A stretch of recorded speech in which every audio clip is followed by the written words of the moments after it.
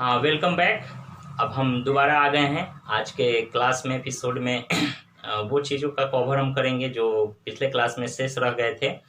आइए शुरू करते हैं आज का क्लास। सबसे पहले हम लोग जानते हैं इकोनॉमी के बारे में। इकोनॉमी जो अर्थव्यवस्था है ये 3 प्रकार की होती है, जैसा कि हमने आपको पिछले क्लास में बताया था। पूंजीवादी अर्थव्यवस्था, साम्यवादी अर्थव्यवस्था और तीसरा मिश्रित अर्थव्यवस्था। हमने बताया था पूंजीवादी अर्थव्यवस्था किन परिस्थितियों में, कैसे, किन हालातों में शुरू हुआ था, इसकी कौन सी कमियां थी जिसके वजह से साम्यवादी अर्थव्यवस्था की शुरुआत हुई, है ना। क्योंकि प्रोफेसर रॉबिन्सन ने कहा था।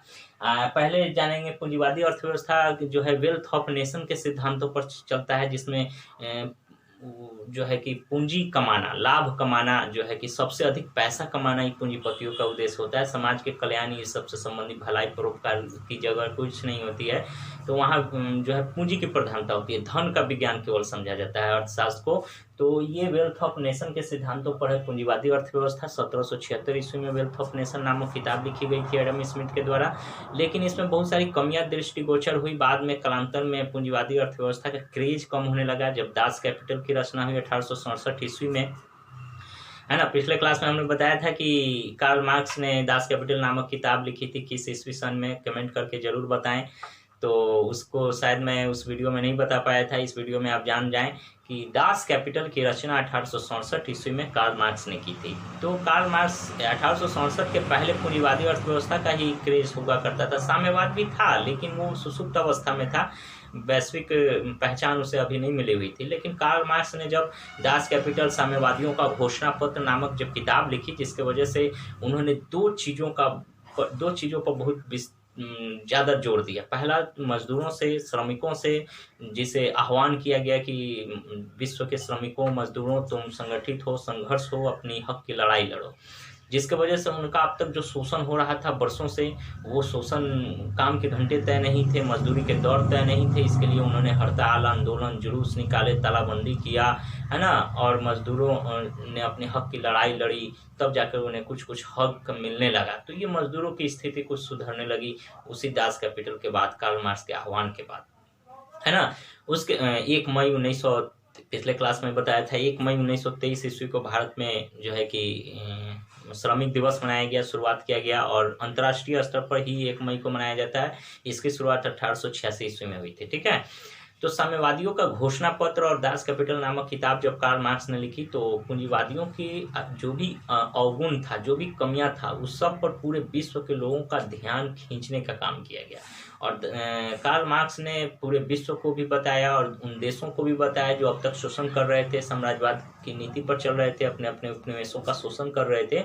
उनको यह बताया कि और प्रोफेसर रॉबिन्सन ने भी बताया कि अर्थशास्त्र धन का विज्ञान हो सकता है, लेकिन यह समाज कल्याण का भी विज्ञान हो सकता है, क्योंकि अर्थशास्त्र केवल पूंजी के लिए काम नहीं करता है, समाज के कल्याण के लिए भी काम करता है। तो एक अर्थशास्त्र का एक ऐसा पक्ष सामने दिख रहा था जो अब तक लुप्त था या गुप्त था, छुपा हुआ था। तो प्रोफेसर रॉबिन्सन ने समाज के साम्यवादी अर्थव्यवस्था के चीज़ों का जो है कि उन्होंने दृष्टिपात किया, और समाज के कल्याण के लिए अर्थशास्त्र कार्य करता है, ऐसी उन्होंने कल्पना की। और कार्ल मार्क्स ने भी साम्यवाद की घोषणा पत्र और ये सब किताब लिख करके साम्यवादी अर्थव्यवस्था का विकास किया था। तो ये सब तो पिछले क्लास में हुए थे, और लेकिन फिर भी इसमें बहुत सारी कमियां थी। समान वितरण का सिद्धांत था, कैसे इसमें क्या दिक्कतें थी, जिसके वजह से इसका भी क्रेज कम हो गया। अब जो है हम मिश्रित अर्थव्यवस्था की चर्चा करेंगे। मिश्रित अर्थव्यवस्था किसे कहते हैं, इसकी शुरुआत कब, कैसे और किन परिस्थितियों में हुई थी। आज आपको ये जानकर और हैरानी होगी कि मिश्रित अर्थव्यवस्था को मानने वाले देश में इंडिया तो है ही, भारत में मिश्रित अर्थव्यवस्था अपनाई गई हुई है। लेकिन भारत जैसे बहुत सारे ऐसे देश हैं जो मिश्रित अर्थव्यवस्था में हैं, उनकी परसेंटेज पूरे विश्व में 90% है। अब बताइए, पूरे विश्व में 195 गो देश है, और उस 195 देश का 90% जो देश ऐसे हैं जो मिश्रित अर्थव्यवस्था अपनाते हैं, है ना। आश्चर्य की बात। तो मिश्रित अर्थव्यवस्था एक तीसरी अर्थव्यवस्था है पूरी दुनिया पर, उनके लिए एक नई चीज़ है। तो आइए इसी मिश्रित अर्थव्यवस्था के बारे में जानते हैं। मिश्रित अर्थव्यवस्था क्या है, कैसे है, इसकी शुरुआत कब, कैसे, किन परिस्थितियों में हुई थी, है ना, ये सब। सबसे पहले बोर्ड हम साफ कर देते हैं। अगर किन्हीं को उतारना है कुछ, तो इसको बोर्ड को उतार सकते हैं। मैं थोड़ा देर के लिए पीछे हट जाता हूँ, आप बोर्ड को, वीडियो को पॉज कर दे, बैक कर दे और उतार सकते हैं, ठीक है। ओके, तो अब हम आगे बढ़ते हैं। हाँ, तो छात्रों आज हम चर्चा कर रहे हैं मिश्रित अर्थव्यवस्था की। तो मिश्रित अर्थव्यवस्था की शुरुआत कब हुई थी, कैसे हुई थी, इसको जानने से पहले थोड़ा हम आपको बताते हैं। जब औद्योगिक क्रांति हुई थी भौगोलिक खोज होने के उपरांत, तो उस समय पूंजीवादी अर्थव्यवस्था ही अस्तित्व में होती थी। केवल विकसित और अविकसित देश यानी साम्राज्यवादी देश और उपनिवेशवादी देश, दो प्रकार के देश होते थे। लेकिन 1867 के बाद 19वीं सदी के उत्तरार्ध में साम्यवादी अर्थव्यवस्था का विकास हुआ। लेकिन जब 20वीं सदी आई, है ना, तो 20वीं सदी में अर्थव्यवस्था के एक तीसरे प्रकार की तरफ विश्व आगे बढ़ गया। क्योंकि जब प्रथम विश्व युद्ध के बाद द्वितीय विश्व युद्ध हुआ और द्वितीय विश्व युद्ध के बाद बहुत सारे नौ स्वतंत्र देश विश्व के मानचित्र पर आगे आए। जैसे बहुत सारे देश ऐसे थे जो साम्राज्यवादी देशों के गुलाम थे, कोई अमेरिका का, कोई फ्रांस का, कोई जापान का, कोई अलग अलग देशों का, है ना, गुलाम था। तो ये अफ्रीका के और एशिया के तमाम ये छोटे बड़े और गरीब देश द्वितीय विश्व युद्ध के बाद ही स्वतंत्र हुए। और द्वितीय विश्व युद्ध के बाद स्वतंत्र जब हुए तो उनके सामने प्रश्न था कि हमें अब साम्यवादी अर्थव्यवस्था अपनाना है या हमें पूंजीवादी अर्थव्यवस्था अपनाना है। क्योंकि पूंजीवादी अर्थव्यवस्था का नेतृत्व कर रहा था कौन? अमेरिका। और साम्यवादी अर्थव्यवस्था का नेतृत्व कर रहा था रूस। दोनों के बीच शीत युद्ध का दौर भी चल रहा था। थोड़ा सा ये पॉलिटिकल साइंस के तरफ भी आज का लेक्चर जा रहा है, लेकिन इसमें थोड़ा सा आर्थिक नीतियों का भी अपना इतिहास होता है, अर्थव्यवस्था का भी इतिहास और राजनीतिक नीतियों से जुड़ाव होता है। इसलिए कभी इतिहास के तरफ भी हमारा कदम बढ़ जाता है तो कभी पॉलिटिकल साइंस की तरफ बढ़ जाता है। लेकिन बेसिकली हम इकोनॉमिक्स पढ़ा रहे हैं, ध्यान दीजिए, थोड़ा सा उसका इतिहास और उसकी सरकारी नीतियों के बारे में जानकारी देना हमारे कर्तव्य है। तो साम्यवादी अर्थव्यवस्था और पूंजीवादी अर्थव्यवस्था दो ही अर्थव्यवस्था हुआ करती थी। तो और दोनों के बीच शीत युद्ध चलता था। तो पूरे विश्व के लोगों के लिए बेचैनी थी कि शीत युद्ध के इस दौर में कभी भी हो सकता है तीसरा विश्व युद्ध हो जाए, जिसके वजह से पूरे विश्व के लिए खतरा का कारण बन सकता है।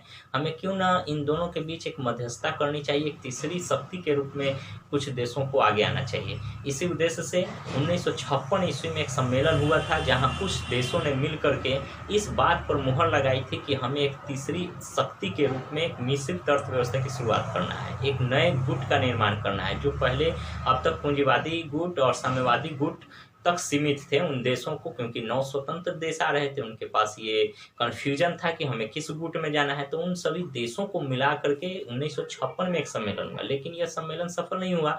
लेकिन जब 1961 ईस्वी का पहला बेलग्रेड में, यूगोस्लाविया में बेलग्रेड एक जगह है, वहाँ पर एक सम्मेलन हुआ जिसे हम गुट निरपेक्षता का प्रथम सम्मेलन कहते हैं 1961 में। और उस सम्मेलन में इस बात पर मुहर लगा दी गई कि नहीं, हमें एक तीसरी अर्थव्यवस्था की तरफ बढ़नी चाहिए। और विश्व स्तर जो दो गुटों में, दो धड़ों में बटा हुआ है, ये दोनों धड़ कब लड़ बैठे और शीत युद्ध का जो खतरनाक दौर चल रहा है ये आपस में कब टकरा जाए, जिससे पूरे विश्व के लिए टेंशन का चिंता का विषय हो सकता है। इसलिए हमें एक तीसरी शक्ति की तरफ बढ़ना चाहिए। और गुट निरपेक्षता की नींव डालने की वजह से कुछ देशों के जो हाथ आगे आए और उन्होंने इस दो बड़ी महाशक्ति के बगल में एक तीसरी महाशक्ति बनने का उदाहरण प्रस्तुत किया। तो उन देशों में सबसे अग्रणी देश भारत का नाम आता है। भारत के प्रधानमंत्री पंडित जवाहरलाल नेहरू थे। उन्होंने देखा कि हमें अमेरिका के साथ भी जाना उचित नहीं है, रूस हमारा परम मित्र है।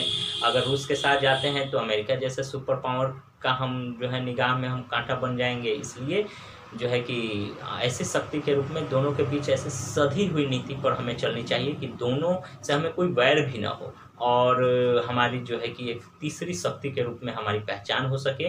कभी दो देश आपस में लड़ भी रहे हैं, दो शक्ति, तो हम तीसरी स्तंभ के रूप में उनके बीच मध्यस्थता का भी काम कर सकते हैं। और अगर कोई बड़ी महाशक्ति हमसे दूर जा रही है तो किसी दूसरी महाशक्ति के हम करीब भी आ सकें। इन सभी नपी तौली और बहुत ही सिस्टमेटिक बना हुआ और एक कसी हुई नीति पर चल करके हमारे देश ने पहल किया। हमारे देश के दूरदर्शी नेता ने इस चीज़ को आगे बढ़ाया और उसका साथ और भी देश के लोगों ने दिया। जैसे मिस्र के जो उस समय राष्ट्राध्यक्ष थे, है ना, मिस्र के थे कौन? गमाल नासिर। मिस्र के राष्ट्राध्यक्ष थे गमाल नासिर। यूगोस्लाविया के जोसेफ टीटो, घाना के नक्रूमा, है ना, और उसके बाद में थे घाना के नक्रूमा, यूगोस्लाविया के जोसेफ टीटो, इंडोनेशिया के डॉक्टर सुकर्नो, मिस्र के गमाल नासिर हुसैन। और भारत के थे पंडित जवाहरलाल नेहरू।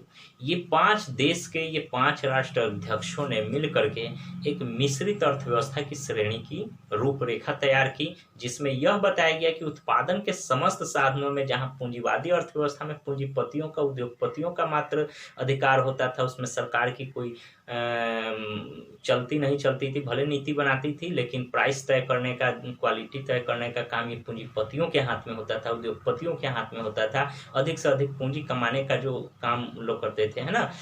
तो अब साम्यवादियों में सरकार के हाथ में होता था, जनता नहीं कुछ कर सकती थी। लेकिन मिश्रित अर्थव्यवस्था में क्या किया गया, दोनों के बीच का रास्ता निकाल के एक ऐसा नीति तैयार किया गया जिसमें उत्पादन के समस्त साधनों पर कुछ साधनों पर सरकार का अस्तित्व रहेगा, प्रभाव रहेगा, और कुछ ऐसे भी छूट मिलेंगे जो पूंजीवादी व्यक्तियों के, उद्योगपतियों के हाथ में भी रहेगा। अर्थात मिश्रित अर्थव्यवस्था जो था, दोनों को कॉम्बो था, पूंजीवादी और साम्यवादी दोनों को मिला करके एक नई अर्थव्यवस्था, मिक्स, नाम से ही पता चल रहा है, मिक्स्ड थी, कॉम्बो थी। और इसमें कुछ क्षेत्रों में पूंजीपतियों को स्वायत्तता दी गई और कुछ क्षेत्र में सरकार अपने हाथ में रखी। जैसे मिश्रित अर्थव्यवस्था को मानने वाला देश जैसे भारत है, सबसे महत्वपूर्ण देश है ना, इंडिया, और इंडिया जैसे बहुत सारे ऐसे देश है जो एशिया अफ्रीका के जो स्वतंत्र देश हुए द्वितीय विश्व युद्ध के बाद, तो उन सभी देशों ने इसी मिश्रित अर्थव्यवस्था को अपनाने का निर्णय लिया, जिसमें मिस्र, यूगोस्लाविया, है ना, उसके बाद में घाना, है ना, भारत, और भी बहुत सारे देश आए। धीरे धीरे इसकी संख्या बढ़ते चली गई। आज के डेट में 161 गो देश से भी ज़्यादा है ना। तो इतने 90% जो है मिश्रित अर्थव्यवस्था को मानने वाला देश है। 2016 में ही हुआ था जब इसका सम्मेलन, 17वां सम्मेलन 2016 ईस्वी में वेनेजुएला में हुआ था। 17वां सम्मेलन वेनेजुएला में, है ना, गुटनिरपेक्षता का 17वां सम्मेलन वेनेजुएला में हुआ था, जिसमें 120 देश शामिल हुए थे और 17 देश इसके पर्यवेक्षक देश बने हुए थे।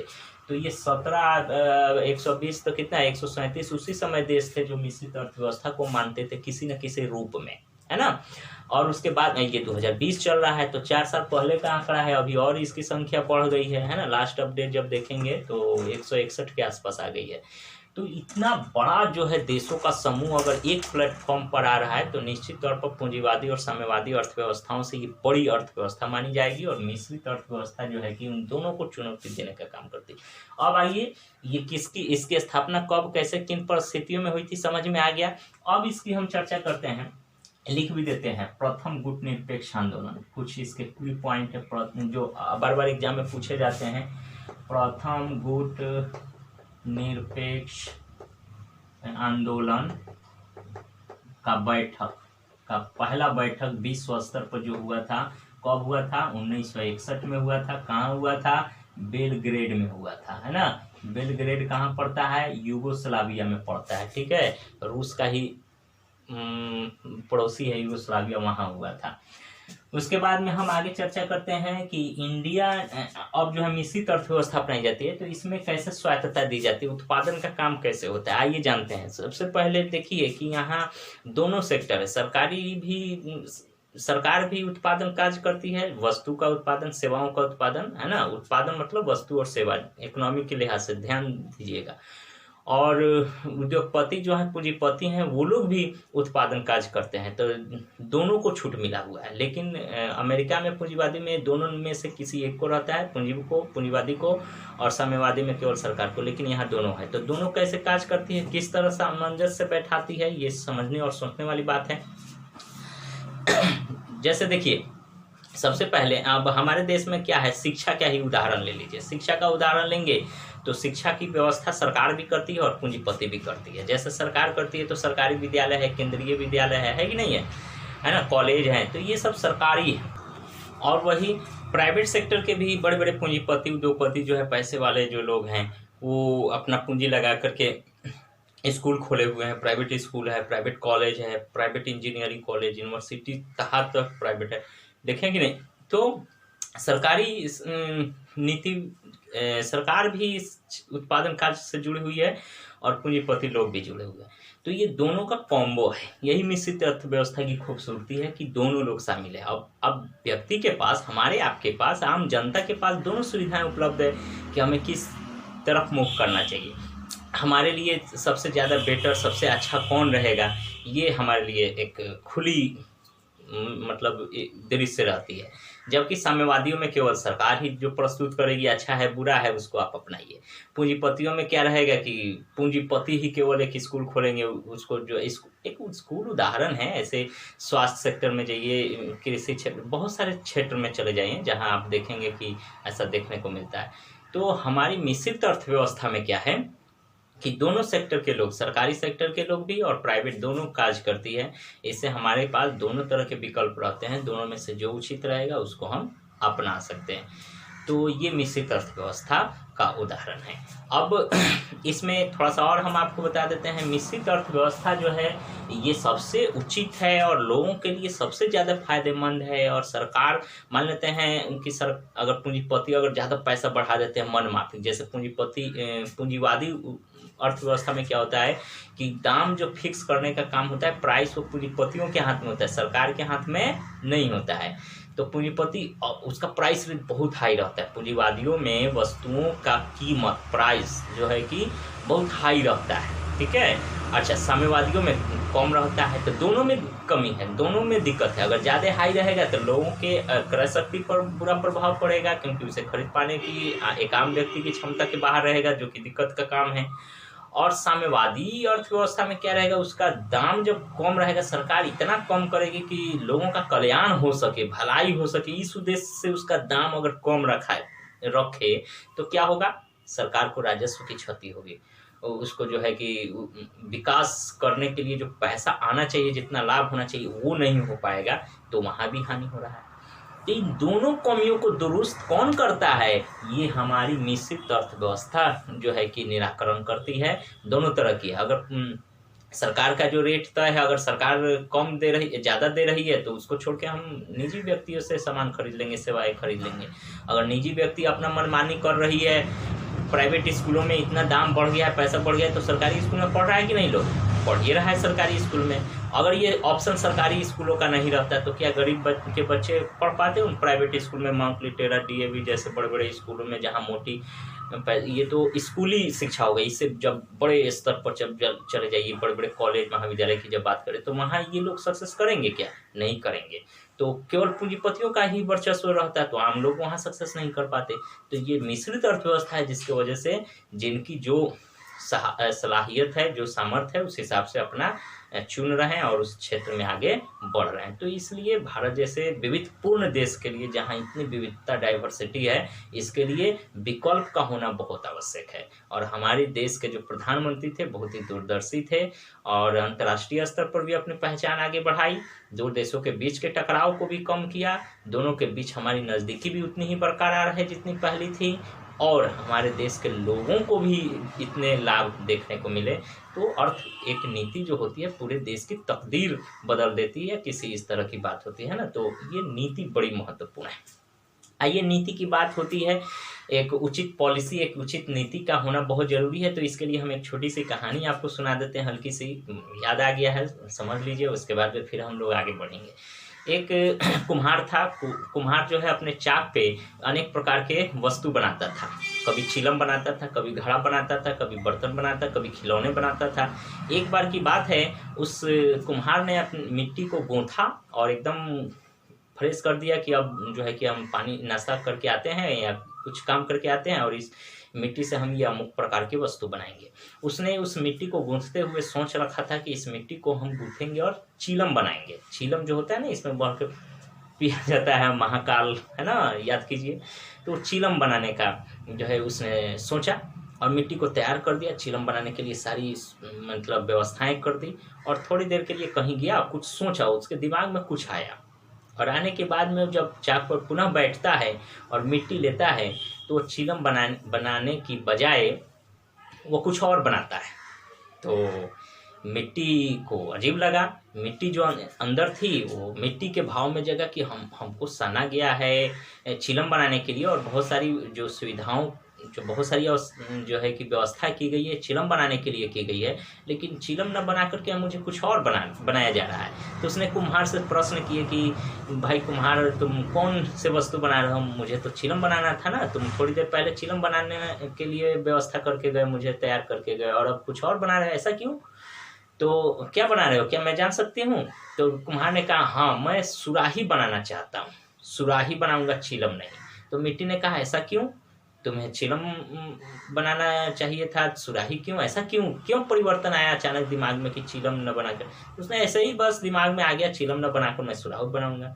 तो उसने मिट्टी के अंदर से आवाज़ आई और कुम्हार को धन्यवाद दिया, कि बहुत धन्यवाद दिया और आभार प्रकट किया कि जाइए, आपकी तो एक सोच बदली, लेकिन मेरी ज़िंदगी बदल गई। वो कैसे?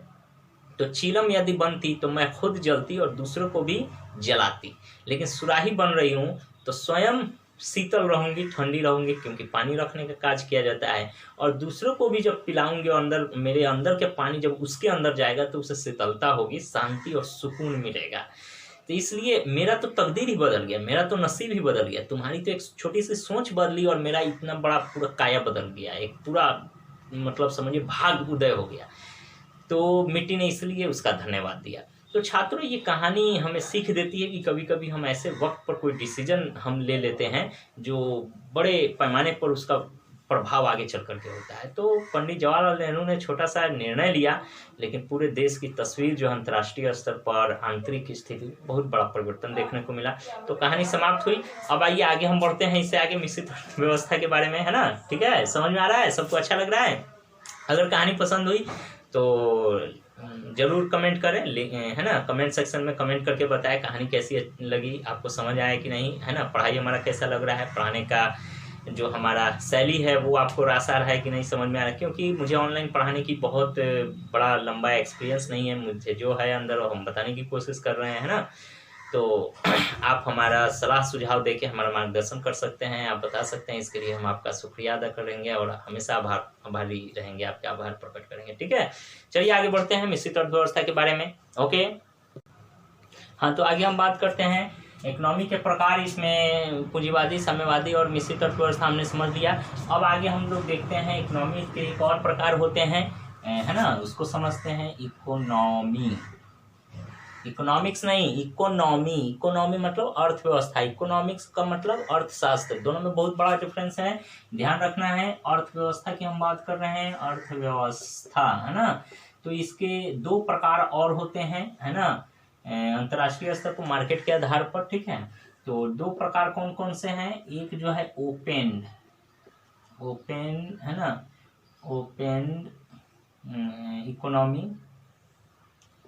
इकोनॉमी, इसको हम खुली अर्थव्यवस्था कहते हैं, हिंदी में खुली अर्थव्यवस्था, ठीक है?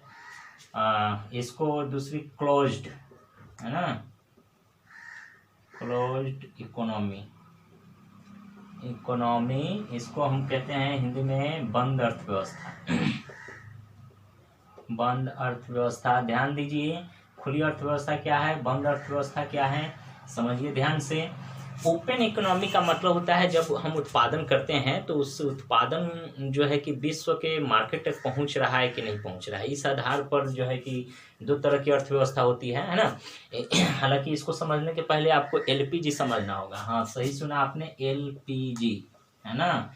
एलपीजी। अब एलपीजी जो हमारे आपके घरों में जो गैस चलता है, एलपीजी लिक्विड पेट्रोलियम गैस, वो गैस नहीं, ये एलपीजी इकोनॉमिकल लैंग्वेज में जब देखेंगे तो इसका कुछ और अर्थ निकलता है। एल का मतलब लिबरलाइजेशन, पी से प्राइवेटाइजेशन, जी से ग्लोबलाइजेशन, ठीक है? लिबरलाइजेशन, उदारीकरण इसको कहते हैं, उदारीकरण। पी से प्राइवेटाइजेशन, निजीकरण इसको कहते हैं, ठीक है? निजीकरण। और जी से ग्लोबलाइजेशन, इसको कहते हैं वैश्वीकरण। क्या कहते हैं? वैश्वीकरण। ध्यान दीजिए, ये तीनों में बहुत डिफरेंसेस है, उदारीकरण, निजीकरण और वैश्वीकरण। इसको बस चैप्टर जब आगे विस्तृत पढ़ाएंगे तो समझ में आएगा, लेकिन अभी तो केवल इंट्रोडक्शन चल रहा है इकोनॉमिक्स का, मेन चीज़ सब बता दे रहे हैं इसका क्या है ना? उसके बाद में एक चैप्टर उठाएंगे, उसके बारे में विस्तृत चर्चा चलेगी। तो उदारीकरण का मतलब होता है उद्योग धंधों को अधिक से अधिक लगाने के लिए उसे ऋण की सुविधा उपलब्ध कराना, लाइसेंस जो दिया जाता है सरकार की तरफ से उस लाइसेंस को कम जो है कि जटिल बनाना या सिंपल करना ताकि हर व्यक्ति इस क्षेत्र में आ सके, ये उदारीकरण है। और निजीकरण होता है कि जैसे कुछ ऐसे उद्योग धंधे हैं जो सरकार हैंडल कर रही है लेकिन कभी कभी प्राइवेट व्यक्तियों के हाथ में दिया जा रहा है, ऐसे सुनने को देखने को मिलता है, तो ये निजीकरण है ना। प्राइवेट व्यक्ति उस क्षेत्र में आते हैं जहां अब तक सरकार उत्पादन करती थी वस्तुओं का, सेवाओं का। अभी हाल ही में सुना आपने कि एक रेल ऐसी है जो प्राइवेट व्यक्ति के द्वारा चलाया गया है ना, तेजस जिसका नाम है, तो ये निजीकरण है।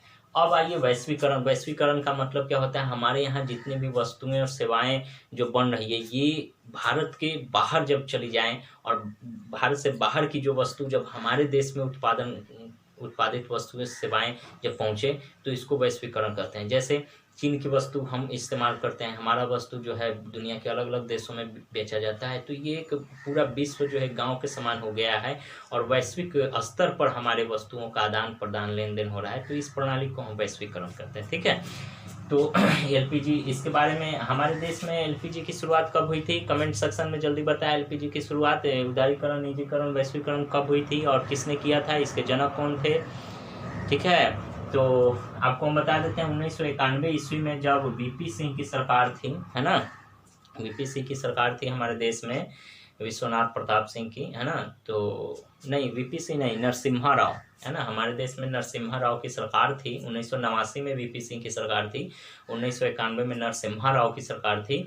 तो नरसिम्हा राव के जो वित्त मंत्री थे वो हमारे भूतपूर्व प्रधानमंत्री थे जिनका नाम है डॉक्टर मनमोहन सिंह। डॉक्टर मनमोहन सिंह उस समय वित्त मंत्री थे, उन्होंने ही एलपीजी के सिद्धांत को अमली जामा पहनाया और भारत में जो है कि इस नीति को लाने का उन्होंने काम किया। इसलिए इस नीति को एलपीजी मॉडल, इसको एलपीजी मॉडल भी कहते हैं और इसको राव मनमोहन मॉडल के नाम से भी हम जानते हैं, राव मनमोहन। ठीक है, राव मनमोहन मॉडल, ठीक है, राव मनमोहन मॉडल के नाम से भी जानते हैं इस नीति को। ये 1991 ईस्वी में आई हुई थी। तो चलिए इसको बंद करते हैं। खुली अर्थव्यवस्था क्या है, इसमें अर्थव्यवस्था में दो चीजें होती है, एक आयात होता है और एक निर्यात होता है, एक्सपोर्ट होता है, इंपोर्ट होता है। तो जैसे यहाँ देख सकते हैं इंडिया, भारत है और भारत का एक्सपोर्ट हो रहा है चीन के साथ, इंपोर्ट भी हो रहा है चीन का भारत के साथ। ये इधर से जो लाइनिंग है ये एक्सपोर्ट का है, इधर से जो लाइनिंग है भारत में आ रहा है, मतलब इसको इंपोर्ट कहेंगे, इंपोर्ट, इसको एक्सपोर्ट कहेंगे। ब्रिटेन से भारत को एक्सपोर्ट इंपोर्ट दोनों हो रहा है, यूएसए अमेरिका से भी एक्सपोर्ट इंपोर्ट हो रहा है, जापान से भी हो रहा है। तो ऐसे बहुत सारे देश हैं जो भारत से व्यापारिक रिश्ते रखे हुए हैं। अंतर्राष्ट्रीय स्तर पर हमारे अंतर्राष्ट्रीय व्यापार को नई पहचान, नित नई पहचान मिल रही है। तो ये जो अर्थव्यवस्था है हमारे भारत की अर्थव्यवस्था, इस अर्थव्यवस्था को हम खुली अर्थव्यवस्था कहेंगे, ओपन अर्थव्यवस्था। ये ओपन है, पूरे विश्व के साथ, किसी भी देश के साथ अपने हिसाब से उत्पादन कार्य को आगे बढ़ा रही है और उसके साथ व्यापारिक रिश्ते कायम कर रही है। ये जो है खुली अर्थव्यवस्था। अब हम आपको उदाहरण दूसरा बताते हैं क्लोज्ड इकोनॉमी की। क्लोज्ड इकोनॉमी का उदाहरण जैसे कि नॉर्थ कोरिया है, नॉर्थ कोरिया, हाँ जी आपने सही सुना है, नॉर्थ कोरिया, जो अभी वहाँ का जिनपिंग है ना, जो तानाशाह है, अभी तबीयत उसका ख़राब था, बहुत ही सीरियस था, मरने से बचा है। तो वो उत्तरी कोरिया देश का तानाशाह है, वहाँ की अर्थव्यवस्था जो है कि क्लोज्ड इकोनॉमी मानी जाती है। ऐसे नहीं है कि वो विश्व के किसी भी देशों के साथ व्यापार व्यवसाय नहीं करता है, लेकिन वो बहुत सारे देशों के साथ जो व्यापार व्यवसाय करता है वो सीमित स्तर तक करता है। वो सारे देशों के साथ इस तरह नहीं करता है जैसे भारत करता है, इस तरह नहीं करता है ब्रिटेन अमेरिका की तरह, उसकी अर्थव्यवस्था नहीं है। उसकी अर्थव्यवस्था बहुत हद तक कुछ देशों के साथ है और वो भी सीमित है। इसलिए हम ओपन अर्थव्यवस्था, क्लोज अर्थव्यवस्था का एक उदाहरण के स्वरूप में नॉर्थ कोरिया को हम मानते हैं, उत्तर कोरिया को मानते हैं। इसका व्यापार व्यवसाय बहुत सारे देशों के साथ नहीं है, बहुत कम देशों के साथ है, सीमित देशों के साथ है। ठीक है, तो बंद अर्थव्यवस्था का उदाहरण हो गया और ओपन अर्थव्यवस्था का। तो और ये क्या है, कैसे होता है, इसके बारे में हमने आपको बताया। अब आइए जीडीपी के बारे में जानते हैं। वीडियो तो लंबा होता जा रहा है, लेकिन जीडीपी को और कुछ इकोनॉमिकल वर्ड हैं जो इकोनॉमिक्स में बार बार आते हैं, है ना, हर चैप्टर में उसकी चर्चा होती है। तो ये सब जो कठिन वर्ड है और इस सब के बारे में हम समझा देंगे। अगले नेक्स्ट वीडियो इसके लिए स्पेशल बनाया जाएगा जिसमें ये सारी चीज़ें बताएंगे। और अगली वीडियो में ही हम आपको लिखाएंगे चैप्टर सिलेबस, कौन कौन से चैप्टर होते हैं और उस चैप्टर में किस चैप्टर से कैसे सवाल आते हैं, कौन कौन से चैप्टर सबसे ज़्यादा महत्वपूर्ण है ना। तो ये सब अगले वीडियो में हम लिखाएंगे। तब तक के लिए इतना ही रहने देते हैं। थैंक्स फॉर वाचिंग, बहुत बहुत धन्यवाद। आपका दिन मंगलमय हो। शुक्रिया। जय हिंद छात्रों।